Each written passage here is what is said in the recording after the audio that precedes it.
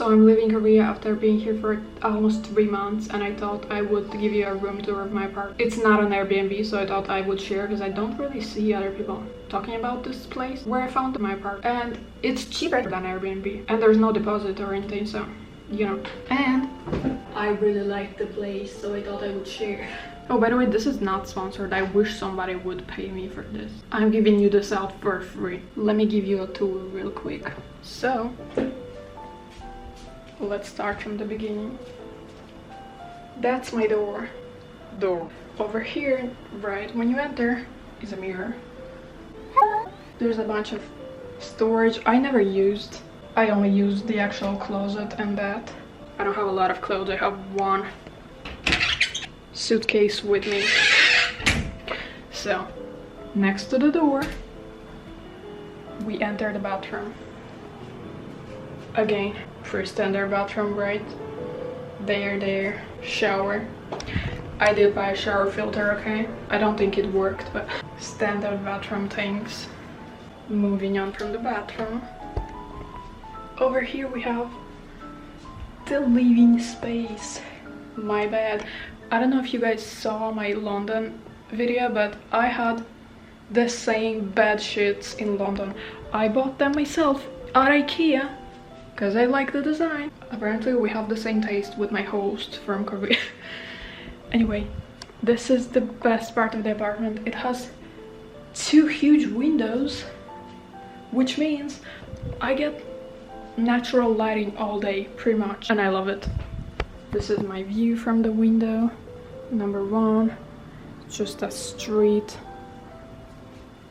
but it's very cute. And then the second one, I thought I'm not gonna get a lot of sunlight from here because there's a bunch of buildings, but it's really good. I get sunlight every day. Also, one time I saw a cat over there.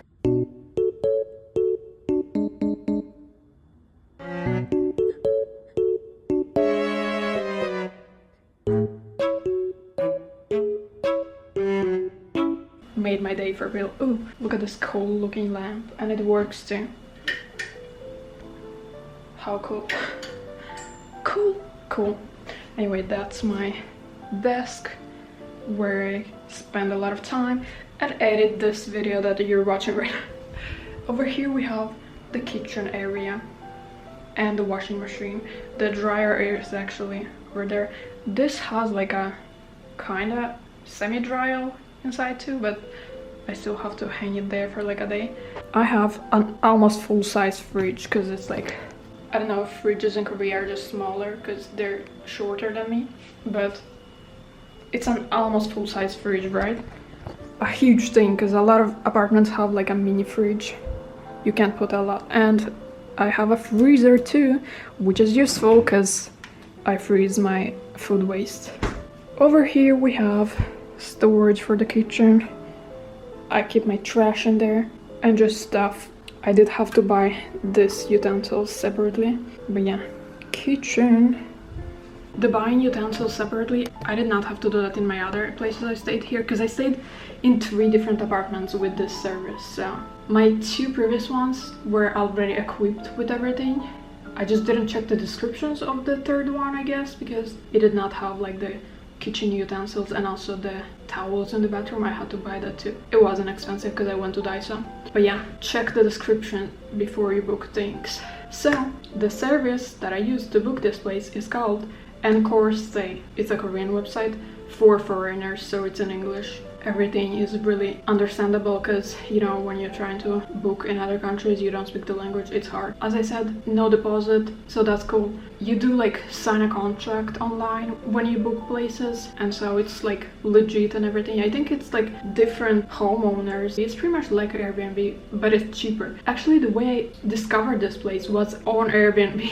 I was looking for places to stay in Korea and I found a place. I liked it, I wanted to book it, but in the description it said if you want to stay long term, use our website instead of Airbnb. I went to their website and it was $400 cheaper than Airbnb. The same place that I wanted to book was $400 cheaper per month than on Airbnb, so I was like, I guess I'm renting through their website. But I was cautious when I was doing this because, again, I've never heard anyone talk about this service. And when I was here 2 years ago using it for the first time, they actually didn't have a lot of like listings on the website. They had like 30 places. But since the one I saw on Airbnb and I wanted was there, and it already had like reviews on Airbnb, I was like, okay, this is a good place, I can rent it through this website. But I was cautious, but never had any problems. So I don't know, I had a good experience. And as I said, cheaper than Airbnb, because obviously Airbnb takes like fees and stuff. The only thing, when I was booking 2 years ago, it said the minimum stay you can book here is 1 month, like 30 days. But this time it says 2 weeks is the minimum, so they lowered the minimum, which I think is good. But also, I've never stayed in Korea